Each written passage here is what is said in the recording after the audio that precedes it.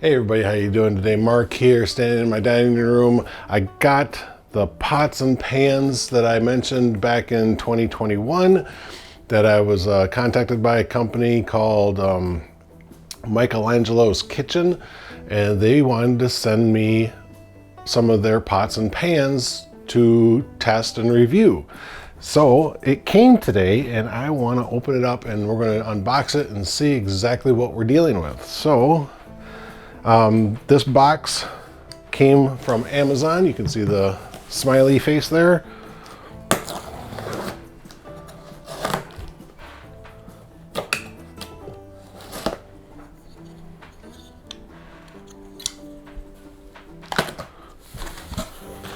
So this actually didn't take long for me to get.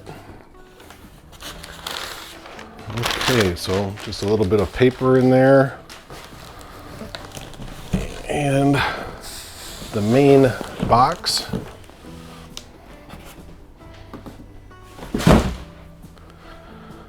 Okay, so it says Michelangelo right here on the tag.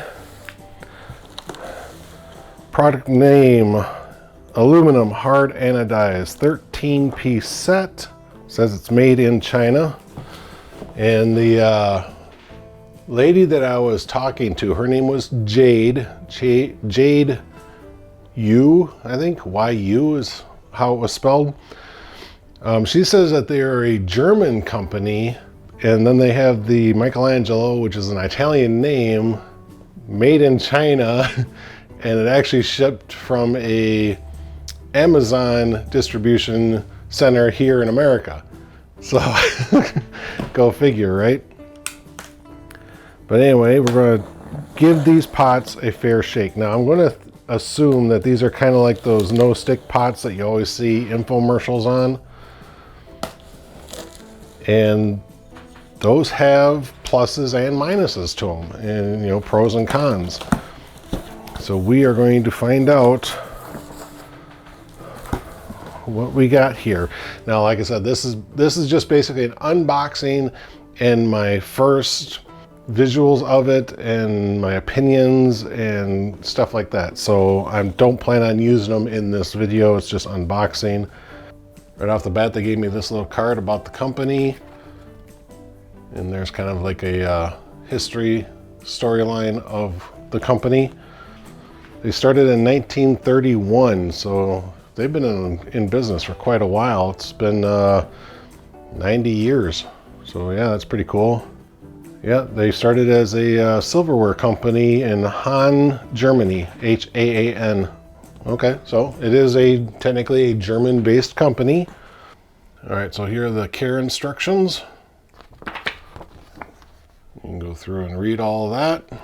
Okay, just on a preliminary reading of this, of course, you wash it in hot soapy water before you use it. You can season it if you want to. Basically, you take a little bit of cooking oil, smear it around the pan, and then you would bake it just like you would be seasoning cast iron or something like that. So you can do that if you want, but it's not necessary. And yeah, a bunch of other stuff on here too. I'll read it to myself later. You guys don't need to listen to it. Okay, so let's see exactly what we got here. Looks like we got a little skillet here. I'm going to say that is about an 8-inch skillet. The handles are double riveted, and I'm going to take that the blue handle here is a silicone base. It's kind of got a little bit of a give to it, you know. It's not a rigid plastic. Got a little pot hanging hole on the handle. Yeah, seems pretty good, pretty sturdy. The handle's nice and thick too, right in through here. So yeah, that's a good sign. So the first pan is giving me hopes here. Here is a lid. Of course, heat tempered glass. It does have a little vent hole, which is a good thing, because I've actually had pot lids that when it sits on the pot, because there's no vent hole, it sits there and kind of shakes and jimmies and clangs a little bit as the steam is trying to get around the edge to get out. So a little vent hole isn't a bad thing. The handles are also riveted to the lid, which is a good thing. There's no screw and bolt holding it together. That way it doesn't come loose and you're trying to tighten it back down. I do see a little bit of a rubber washer that's between the lid and the handle. So that would be a good thing too. Hopefully that'll also help keep the heat transferring from the glass to the metal. But even with that silicone here, should make it a nice cool touch to pick up. Okay, going down a little bit further in the box, we have a couple of cooking utensils. Decent spatula. It's plastic, so it's flimsy-ish. But the edge is actually decently tapered sharp. So to get under something should be pretty easy with this. I've seen really cheap spatulas and the edge is so rounded and everything that it's so blunt, it's hard to get under stuff. But that actually looks pretty decent. But it's not really all that big either, you know. I kind of wish it was maybe another inch or so wide. I do like these ladle type spoons. These are really good, especially for chilies and soups and stuff like that. So yeah, I kind of like that. Going down, we've got our first little saucepan here. I'll probably say that that is a 1.5 quart, which that'd be about 6 cups. I'm just guessing. There's no markings on it saying what size it is. Another lid. It actually looks like the same size as the first one that I pulled out. Again, has the steam vent on there. And yep, they're the same size. So I got 2 of the same size lid. Next in the box is a steamer basket. Looks like it's got a chromed finish on it on the inside, but then it's like brushed aluminum on the outside. Again, the handles are riveted. I'm not seeing any washers in there. There might be, I'm just not seeing them. It's riveted in there. They're nice and tight. It's not flexing or anything in my hand, so yeah, good. Silicone on the handles again. All right, another pot here. Oh, there's a lid stuck inside of there. So nice small little lid. Everything looks the same as everything else that I've seen. So you got the vent hole, riveted handle, silicone on the handle. Now this one it's about the same depth as this one. Yeah, so that's the same depth, but this one is a little bit bigger in size, diameter-wise. Nuzzles nice inside of there. Sorry, I'm just taking my time going over them, looking at them, making sure that everything is consistent with each pot and pan and everything. Got another lid here. And this may be a little bit bigger than that one. Yep. So that would be a lid for that one. That's the lid for that one.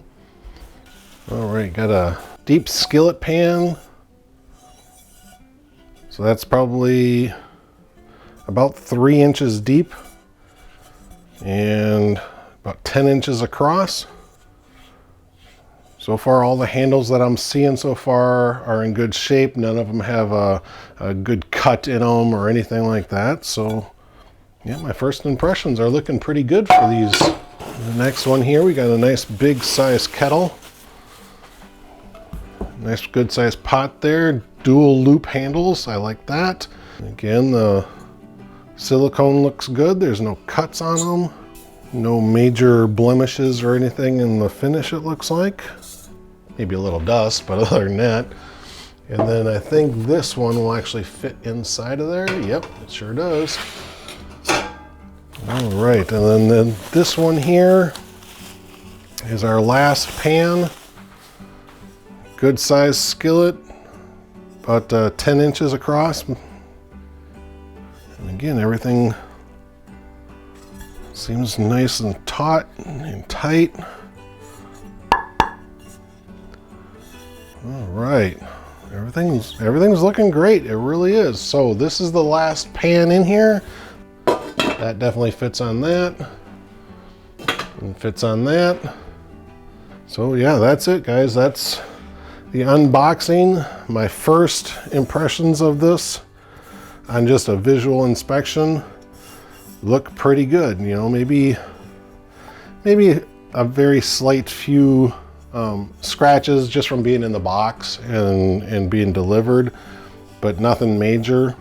Okay, now that we have that first look done and those first impressions done, now I do have some concerns that I want to mention here in the video. I see stuff on commercials, on TV all the time, same type of cookware, you know, it's got those hardened, anodized, ceramic coated things, you know, non-stick, you know, you can melt hard candies in it and they don't stick, they just wipe right out. Okay, I've actually used some of those, and the problem is that they don't last very long, they start to warp and all this other stuff, okay? But I'm going to try my best to follow their care instructions and the do's and do nots, okay? So I am going to give these the best possible chance of surviving the entire year. And I really think that they'll do a good job. I really do. And so, yeah, I want to keep that mindset that these are good pots and pans, but there are some things that right off the bat, I don't think they're going to be good at. Okay, a lot of my cooking, when I do high heat searing, so you put a little bit of oil in a pan, crank it up to your high heat, and then you put in your steak, a chicken breast or whatever, even like onions or something like that, and you do a saute, high heat, high, you know, high everything, everything's moving fast. But that's also to create those little brown bits that stick to the bottom of the pan. And with these type of pans, you really don't get that. Okay, like for instance, one of our favorite dishes here in the house is our jerk chicken. I do have a video on that, you can check it out. And I've used a, I think it was the copper pan that you'd see commercials for all the time. And the problem with that was that I got none of those little brown bits sticking to the bottom of the pan. So when I deglazed, the sauce that I was creating was missing a lot of that flavoring. So that's kind of one of the things that I'm not so sure about with these pans, is that if you're working with something and it requires you to deglaze a pan and scrub out all those little bits stuck to the pan, I mean, that stuff is fond, okay? It's called fond for a reason. It means foundation. And you build a sauce on all that stuff. And these pans, you really don't get that because nothing really sticks to the pan. So right there is just one of those things that I don't think these pans are going to be good for, but I'm going to still use them as though I'm doing that, okay? So if I'm browning off some chicken and I go to deglaze with some chicken broth or a white wine or something like that, there might not be anything there, but I'm still going to go ahead and do the process anyway. I was reading the care instructions, and basically it actually says, where was it? Always be sure that oil, water, or food are in the cookware prior to heating it. No, you can't really do that because a lot of stuff requires that there be some sort of a temperature in the pan, so that when you add your meat, I mean, there might be some oil in there and maybe that's all I need, but yeah, sometimes it's just one of those little things that as a chef, I want a little bit of heat in that pan, but I mean, there is going to be probably some oil in there. And a lot of people I know are shouting right now, well, these type of pans, you're not supposed to use oil for cooking and stuff. Oil is also flavor, okay? It's not just a lubricant to make sure that stuff doesn't stick, okay? Oil acts in cooking in many different ways, okay? It's not just to keep the pan lubricated so the food don't stick. All right, I want to make that very clear. So yeah, I've got some apprehensions on some of the cooking aspects that these pans will have, but this company contacted me to let me review it and give an honest review. They're not paying me to do this, okay? They're not going to give you guys a percentage off, you know, if you click on the link in the description or anything like that.